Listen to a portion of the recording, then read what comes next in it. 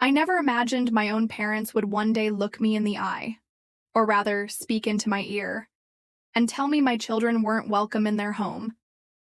Yet there I was, standing in my kitchen, staring at my phone in disbelief.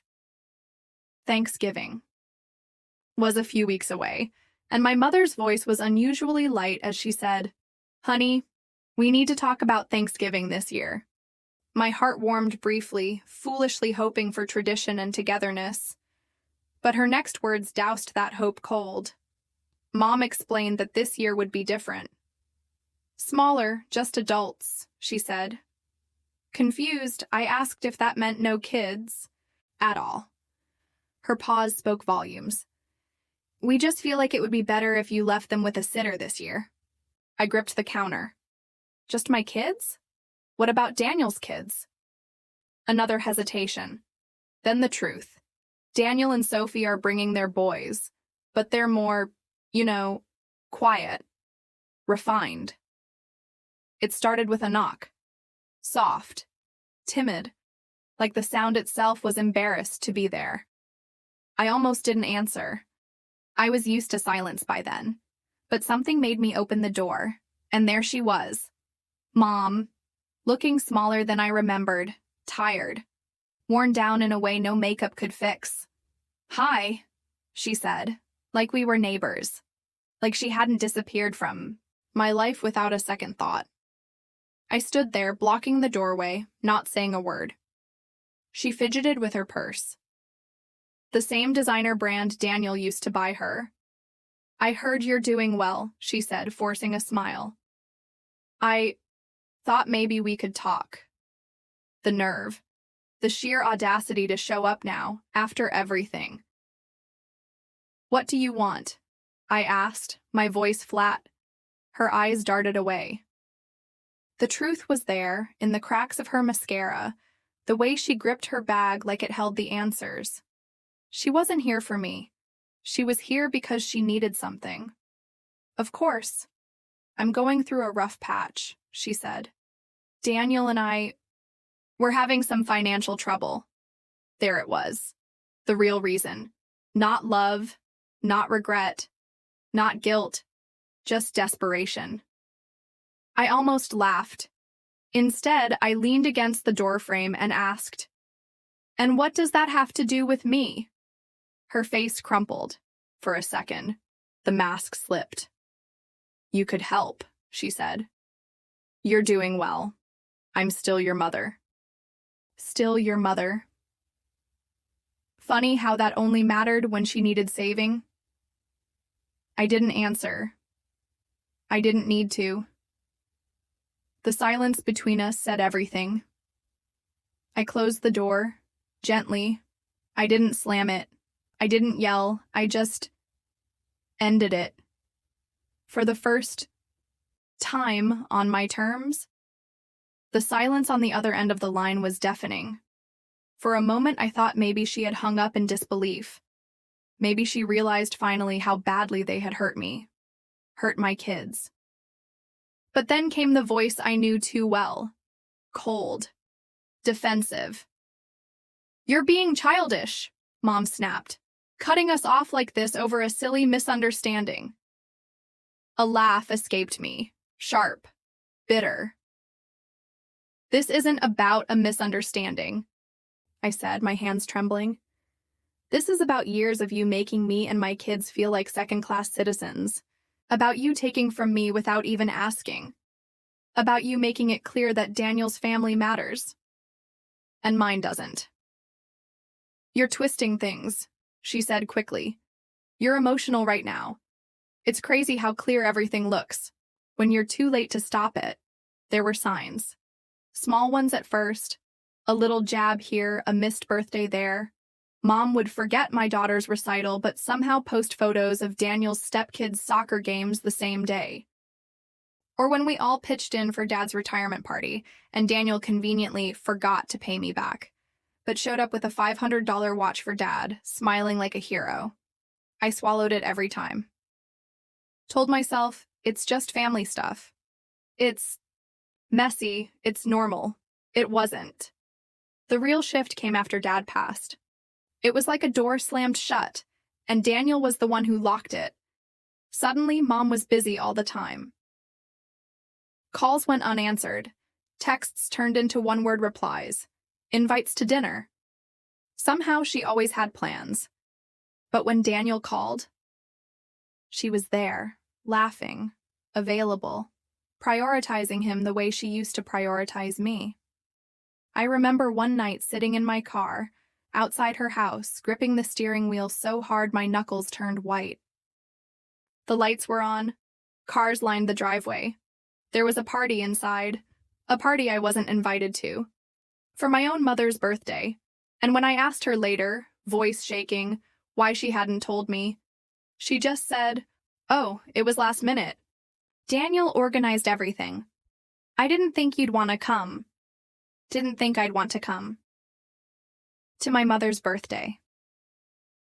That night, something inside me cracked. But I still didn't walk away.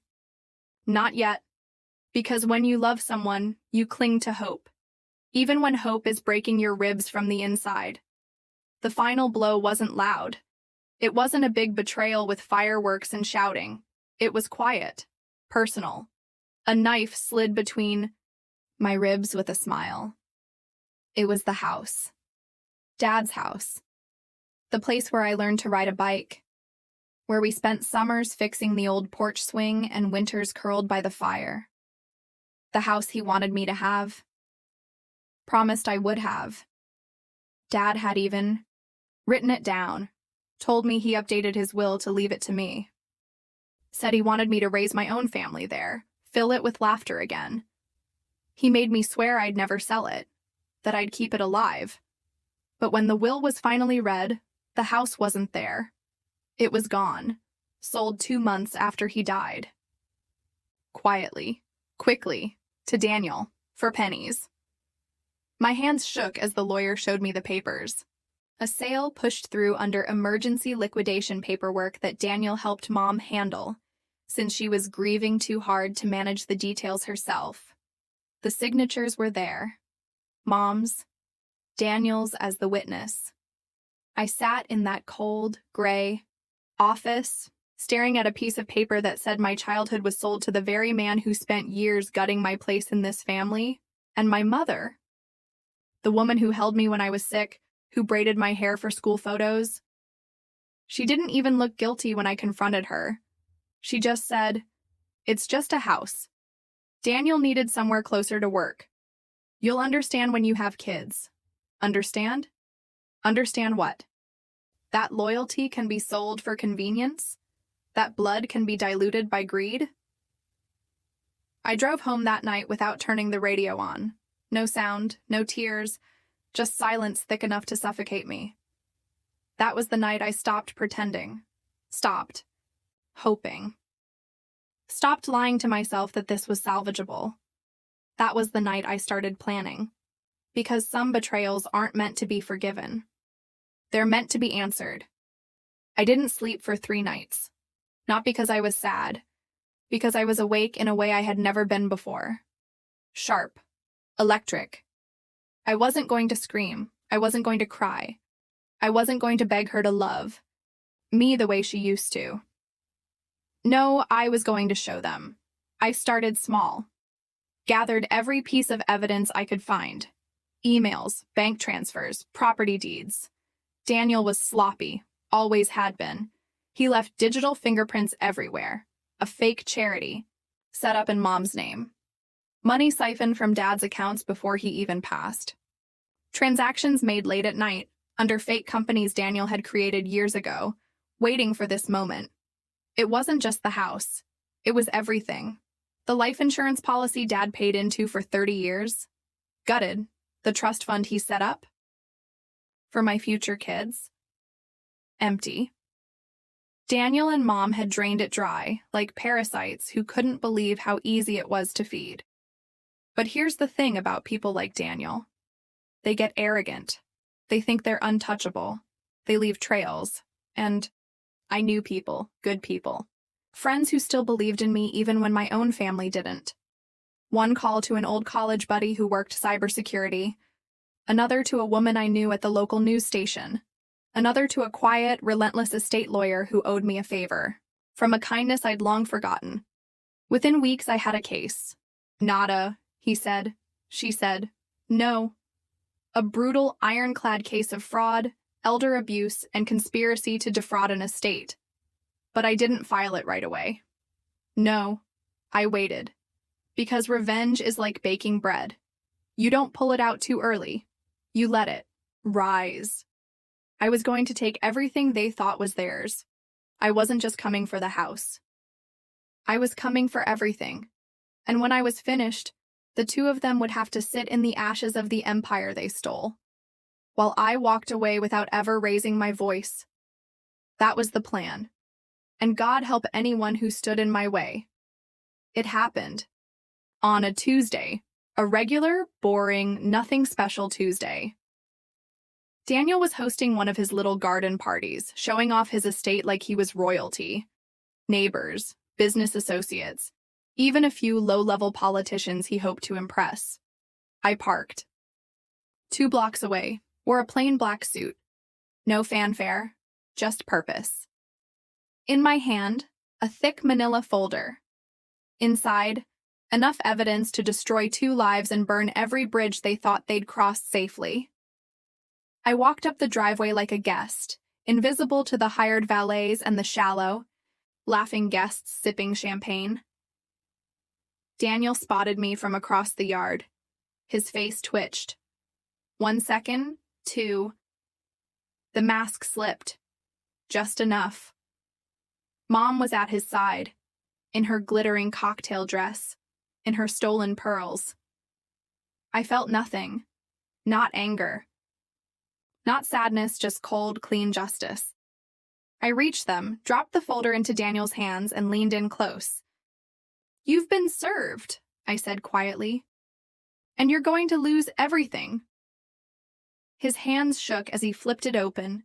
Page after page after page, emails, transfers, fake charities, names of every witness willing to testify. A subpoena for financial records he thought he'd hidden. Mom's wine glass slipped from her hand and shattered on the ground. Nobody laughed now. Silence rippled outward like a bomb had gone off. Leave, I said. You have 30 days.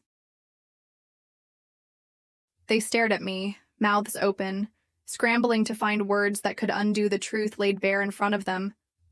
But there were none. I turned my back on them, just like they once did to me. Walked away under the stunned, disbelieving eyes of the crowd. And when I reached the end of the driveway, I didn't look back, not even once. 30 days came and went. They fought, of course, hired expensive lawyers, tried to bury the evidence. Threatened, begged, wept. None of it mattered. The truth was too solid, too loud to be ignored. By the time the dust settled, Daniel had lost his title, his company, his reputation. Mom lost the estate, the accounts, the circles of friends that once praised her. All those pretty little things she traded me for? Gone. Meanwhile, I bought the house. Their house. At the foreclosure auction, it was laughably cheap. Less than they spent on a single vacation. When I stepped inside for the first time, the air smelled different. Not like betrayal anymore, like victory. I didn't keep it, though. Too many ghosts in the walls.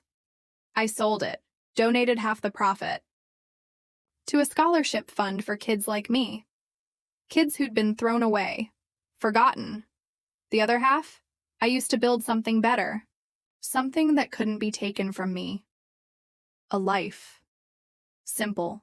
Honest. Real. I don't think about them much anymore.